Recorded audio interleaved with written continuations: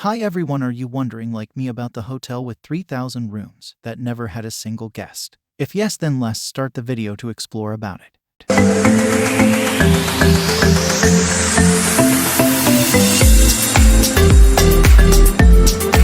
In 1987, ground was broken on a brand new hotel in North Korea's capital, Pyongyang.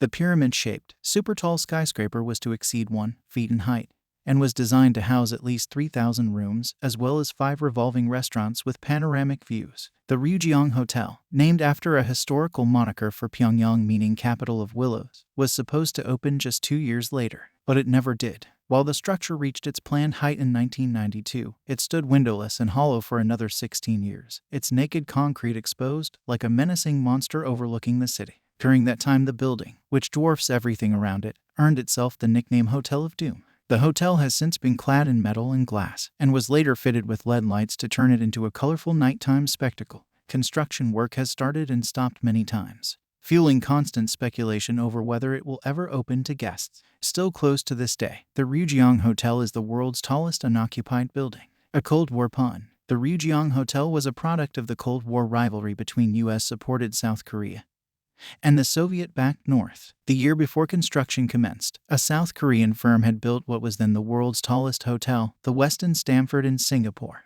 The South's capital, Seoul, was meanwhile getting ready to host the 1988 Summer Olympics, with the country transitioning to a capitalist democracy. The truth behind the mysterious holes in Hong Kong's high-rises. As part of North Korea's political response to the South's achievements, Pyongyang organized the 1989 World Festival of Youth and Students, a sort of socialist version of the Olympics. The country planned to build the massive hotel just in time for the event, stealing the world record away from the South. But due to engineering problems, it wasn't finished in time for the festival. The government had already poured billions into the event, building a new stadium, expanding Pyongyang's airport, and paving new roads. That put a strain on the hermit state's frail economy. While the Soviet Union's collapse left it deprived of vital aid and investment, North Korea was bound for an economic crisis. Although the external structure had been completed, construction was halted in 1992 and a crane was abandoned on top of the building.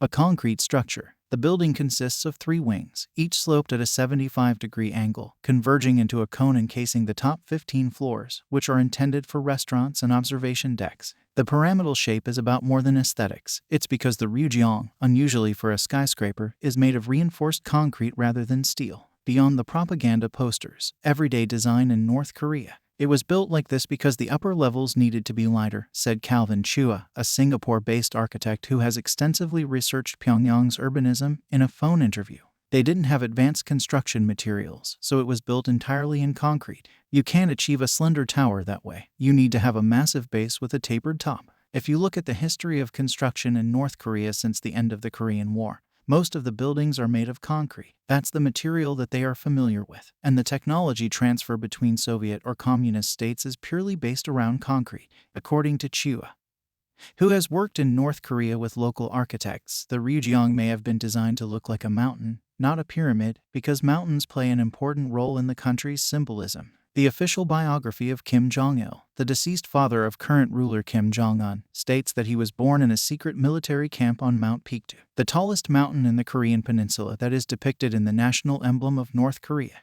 It's a very iconic building, but I think it's important to consider where it sits in relation to the entire city fabric of Pyongyang, said Chua. It's like a sort of obelisk. If you think of the obelisk in Rome's St. Peter's Square, it provides a for the city apart from its symbolism. The Ryugyong is